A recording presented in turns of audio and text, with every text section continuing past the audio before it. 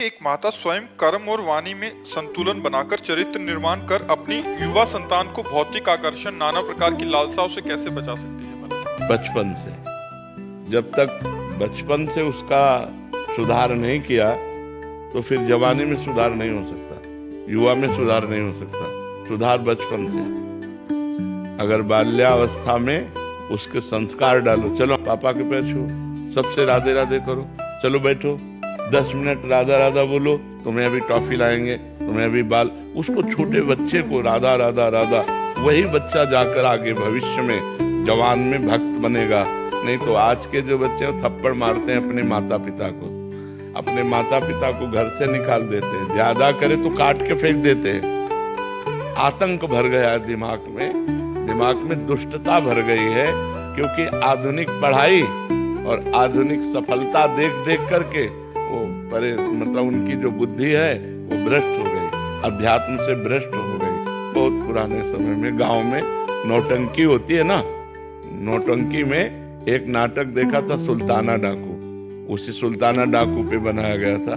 सुल्ताना डाकू था, बहुत बड़ा डाकू था। उसको जब फांसी की सजा मिली, अंग्रेजों का राज्य था, तो उनसे पूछा गया तुम्हारी अंतिम इच्छा क्या है? तो उन्होंने कहा हमें माँ के गले लगना है।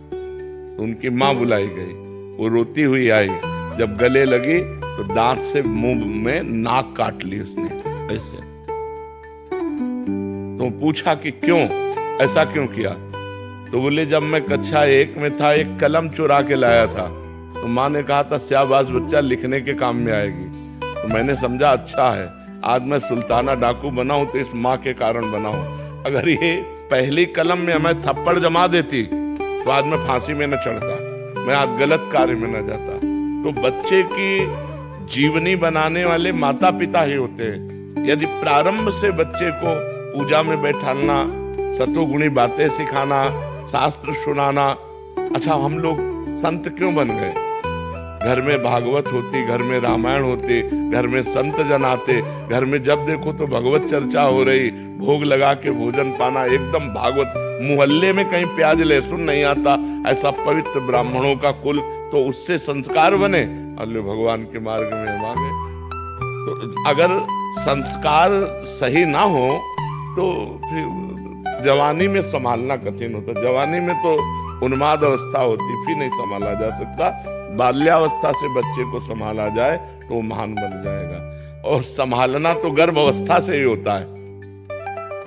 जब बच्चा गर्भ में हो, ब्रह्मचर्य से रहे, खान पान सही रखे और भगवान की चर्चा सुने, तो संस्कार उस पर पड़ते हैं। जब कयाधु प्रहलाद जी की माँ गर्भवती थी, प्रहलाद जी गर्भ में थे, तो देवराजेंद्र बंदी बना कर ले जा रहे थे। तो देवर्षि नारद जी रास्ते में मिले, उन्होंने कहा इनको कहाँ ले जा रहे हो?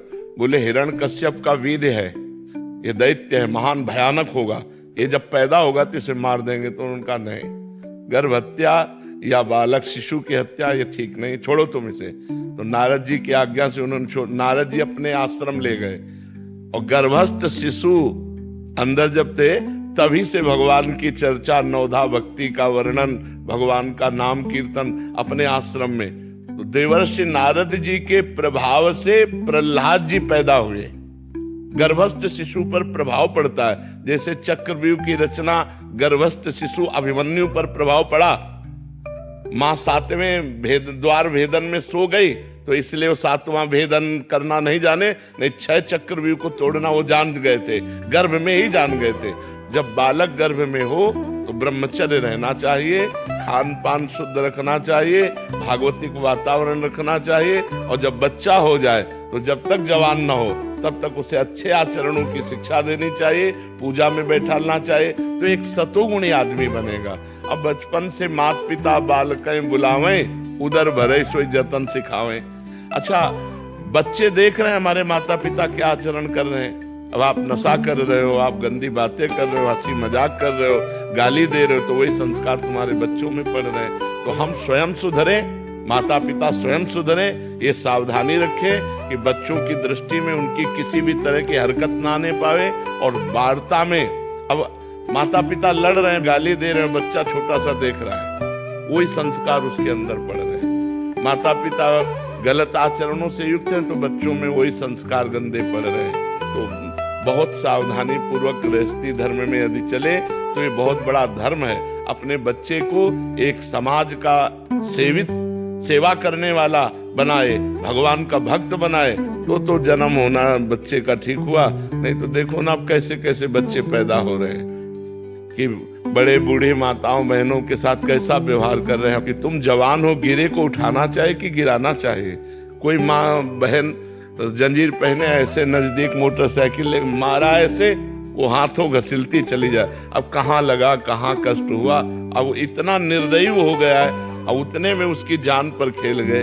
तो ये जवान लोग जो है जो गलत रास्ते अपना रहे हैं उसका कारण है उनको बचपन से अध्यात्म की शिक्षा नहीं मिली। नहीं देखो रामायण में देखो, प्रातः काल उठ के रघुनाथा, मात पिता गुरु नामय माथा। स्वयं भगवान राम प्रातः काल उठ करके माता पिता और गुरुजनों के चरणों में माथा रख के प्रणाम कर। अब कौन बच्चा प्रणाम करता है? क्योंकि सिखाया नहीं गया, आचरण ही नहीं दिए गए। जिनको सिखाया गया वो बच्चे करते हैं और जो करेंगे वो आगे उन्नति को प्राप्त हो।